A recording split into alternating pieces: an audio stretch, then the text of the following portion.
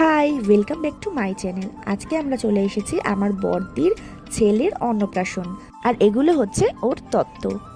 আর দেখো, এটা হচ্ছে গ্র্যান্ড এন্ট্রি ঋষভের ওর মায়ের সাথে। আর তারপরে দেখো আমার পিসি, বড় পিসি, সে হচ্ছে হলুদ পেটে নিচ্ছিল আর তারপরে ওকে স্নান করিয়ে দিচ্ছিল। তারপরে ওর হচ্ছে মুখে ভাত হয়েছিল। তারপরে যেগুলো যেগুলো দেওয়া হয়েছিল যে ও কী নেবে, তো পেন নিয়েছিল।